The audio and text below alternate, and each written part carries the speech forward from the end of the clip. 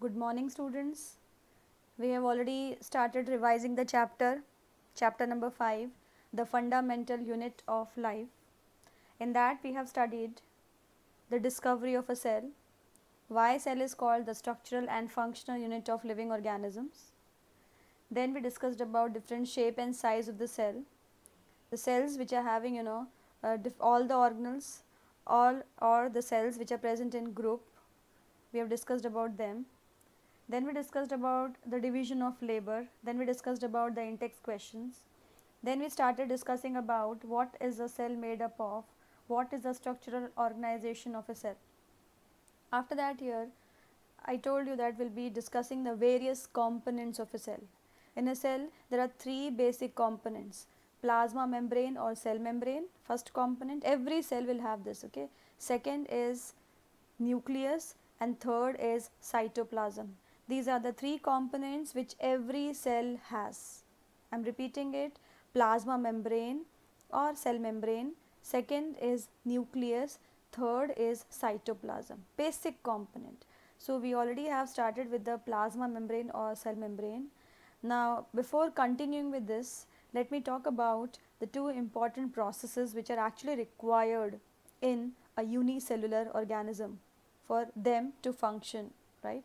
If I talk about amoeba, amoeba is able to carry out all the functions: respiration, digestion, excretion, transportation, all these life processes it is able to carry out easily because they are working with the process called diffusion. The two main processes, first is diffusion and second is osmosis, right?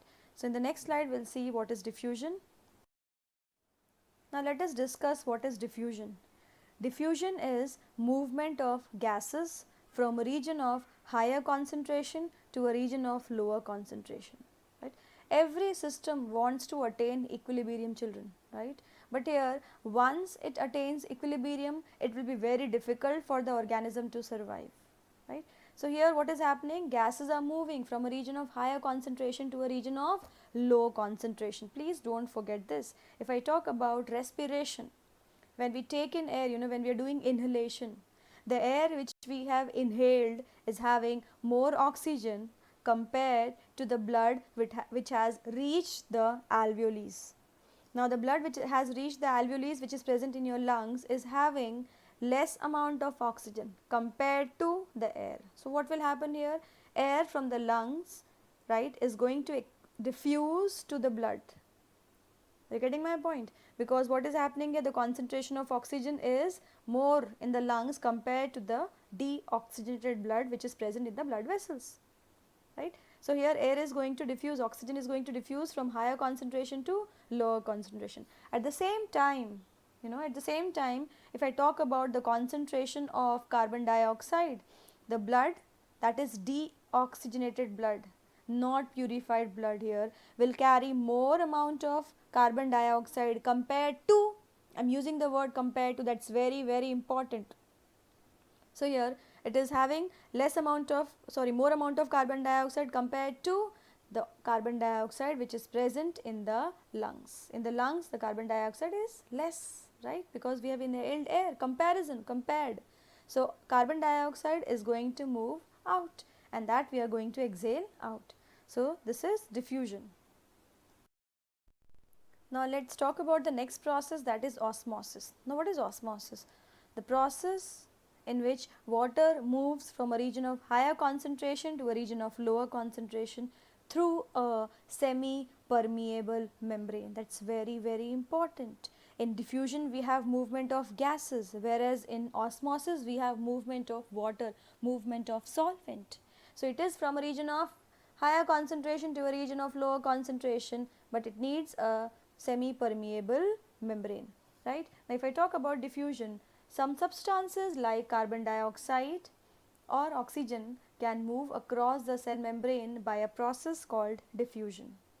We saw that there is a spontaneous movement of a substance from a region of high concentration to a region of low concentration, right, and that we are calling it as diffusion. Now here one more thing they have explained here, something similar to this happens in cells when, for example, some substance like carbon dioxide, which is a cellular waste, and requires to be excreted out by the cell, accumulates in high concentrations inside the cell. In the cell's external environment, the concentration of carbon dioxide is low. Just imagine if I talk about amoeba, right? Amoeba lives in water. Inside the body of amoeba, if the concentration of carbon dioxide is more compared to outside in its surrounding medium, carbon dioxide is going to diffuse out. At the same time, if I talk about the concentration of oxygen, if outside body of amoeba in the surrounding medium, the concentration of oxygen is high compared to inside, then oxygen is going to diffuse from a region of higher concentration to a region of low concentration, and this is how exchange takes place in amoeba. So amoeba is able to do respiration through diffusion, right? Next here, as soon as there is a difference of concentration of CO2 inside and outside a cell, CO2 moves out of the cell. Come to page number 59, children, last paragraph I am reading. From a region of high concentration to a region of low concentration outside the cell by a process of diffusion. Similarly, oxygen enters the cell by the process of diffusion when the level or concentration of oxygen inside the cell decreases. Thus, diffusion plays an important role in gases exchange between the cells as well as the cell and its external environment. Now let's talk about osmosis. As we have discussed the definition, osmosis is movement of water from a region of, please all of you also speak along with me, movement of water from a region of high water concentration to a region of low water concentration through a semi-permeable membrane is called as osmosis. I hope you have understood till here. Let's see the difference now, diffusion and osmosis. It's a 2-mark question. Diffusion, it can occur in any medium. Osmosis, it occurs only in a liquid medium. Second point, it does not require a semi-permeable membrane, whereas osmosis requires a semi-permeable membrane. So I hope the definition is clear to you and difference is also clear to you. Please remember this. Let's talk about the next point here. The movement of water across the plasma membrane is also affected by the amount of substance dissolved in water. Thus, osmosis is the passage of water from a region of high concentration, that is of water, through a selectively permeable membrane to a region of low water concentration till equilibrium is reached. Please all of you come to page number 60, first paragraph, and please underline the paragraph which I have read just now. Starting from the movement of water till equilibrium is reached. That's very, very important. Now the next question arises here is, what will happen if we put an animal cell or a plant cell into a solution of sugar or salt in water? Now see children, here if I talk about hypotonic solution, there are 3 solutions which we are going to discuss. The first is hypotonic, second is hypertonic, and the third is isotonic solution. Okay, if I talk about the hypotonic solution, the first point here is hypotonic solution is the solution surrounding the cell which has high water concentration than that in the cell, right? What I am trying to convey here, if I talk about solution, right, and here if you see here, water move into the cell. Here the concentration of salt is more. Okay, see here, hypotonic solution is the solution surrounding the cell which has higher water concentration. Here is the water concentration which is high, and here the water concentration is less, right? So water molecules kahan pe pani kam hai? Inside the cell pani is less, outside the cell pani is more. So water is going to move from a region of high concentration to a region of low concentration. That means water molecules will go in the cell, and the net result is the water enters the cell and the cell is likely to swell up. Okay, the hypotonic, in that the cell is going to swell up. Okay children. Okay, let's talk about the next solution, that is isotonic solution.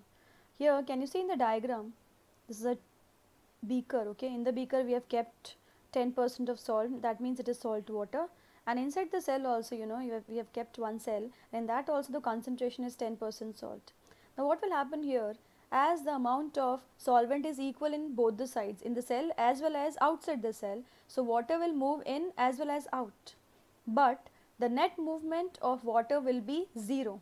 That means here it will be, almost 5, suppose 5 molecules go in, at the same time, 5 molecules of water will come out. So net movement will be 0, and we call that solution as isotonic solution. Let me read now. When the medium surrounding a cell has the same concentration of water as that in the cell, it is said to be isotonic. Water crosses the cell membrane in both the directions, but the amount going in is the same as the amount going out. So, there is no overall movement of water. The cell will stay in the same size. It will remain in the same size. Okay. So, we have discussed about hypotonic, isotonic, and now we will discuss about hypertonic solution. Okay, children. Now, let us move to the last solution here, that is hypertonic solution. Now, can you see in the diagram here, again this is a beaker, right? It is 20% salt. In the cell here it is 10% salt. That means salt is less in the cell and water is more in the cell. Whereas outside the cell here, solute, that is salt, solute, the solid content is called solute and the liquid content is called solvent. Okay. So, outside the cell the concentration of water is less because solute is more. Okay. So, here inside the cell it is dilute solution, outside it is concentrated solution. So, water from inside the cell will move out because water has to move from a region of high water concentration to a region of low water concentration through a semi permeable membrane.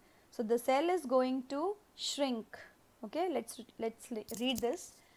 When the medium surrounding a cell has lower concentration of water than that in the cell, it is said to be hypertonic.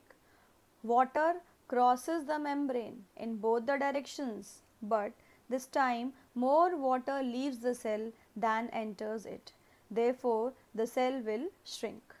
Okay, so we have completed 3 situations. What will happen to plant cell or animal cell when it is in concentrated solution or dilute solution or almost equal solution. Okay, let's move to the next slide now.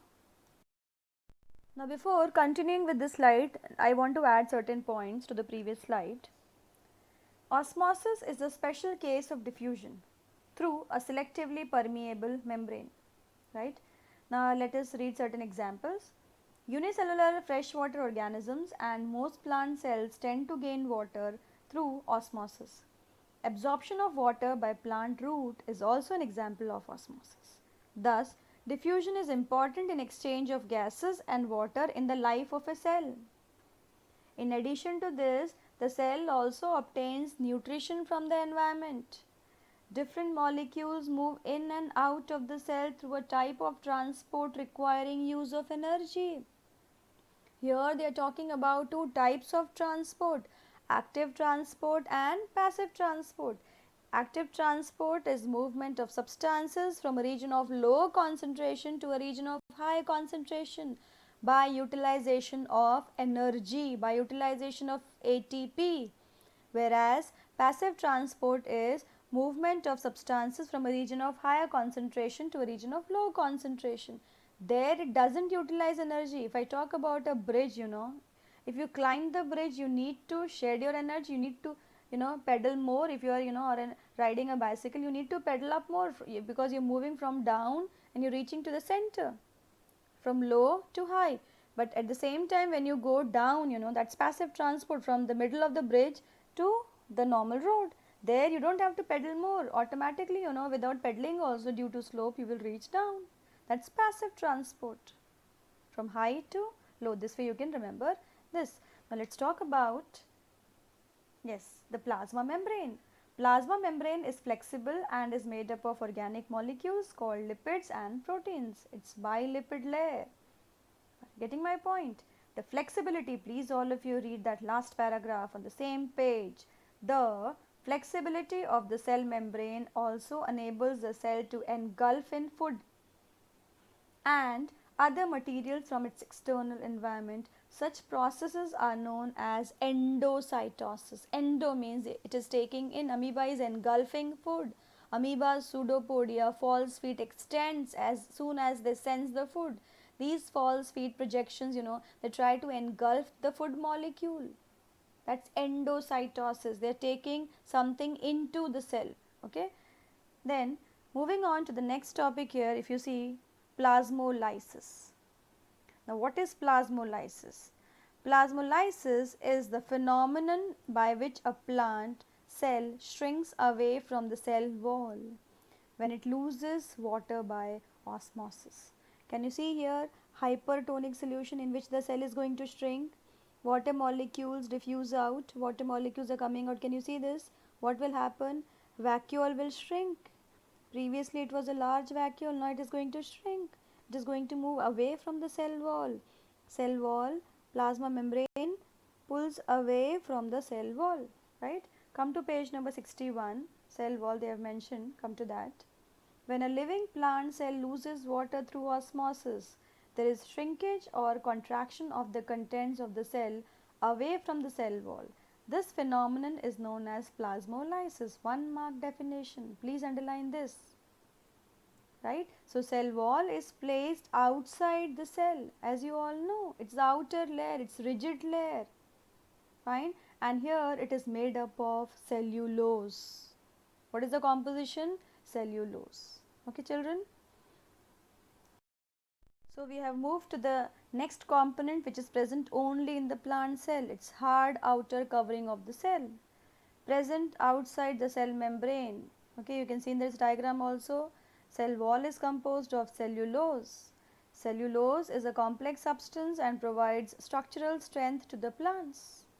Cell wall is present in plant cell and helps the plant to withstand the environmental changes. It's very, very important, children. Why cell wall is not present in animals? That's a big question. Why it is only present in the plant cells or plants? Because plants cannot move. They have to bear with the harsh conditions. Animals can run away from the situations, can run away from the harsh conditions, if they are not able to bear with it. Come to page number 61. First paragraph, can you see? The few lines, just leave those lines. Please underline. Cell walls permit the cells of plants, fungi and bacteria to withstand very dilute hypotonic external media without bursting. It's very important, children. In hypotonic situations also, the cell wall will exert equal and opposite pressure on the cell membrane so that cell doesn't burst. See, living organisms, unicellular organisms are living in water. N number of things we are adding in the water. Their surroundings keep on changing. If they are not able to adjust to the changed surroundings, they are going to die, right? So, somewhere cell wall is also helping in survival. The cell swells, building up pressure against the cell wall. The wall exerts an equal pressure against the swollen cell. Because of their walls, such cells can withstand much greater changes in the surrounding medium than animal cells. Are you getting my point? So they can withstand. That is why they have extra protective layer. Now here on page number 61 only there are in-text questions. I know you have completed. Let us discuss. How do substances like CO2 and water move in and out of the cell? Discuss here. You can find the answer from page number 59, last paragraph entire you can write on your own.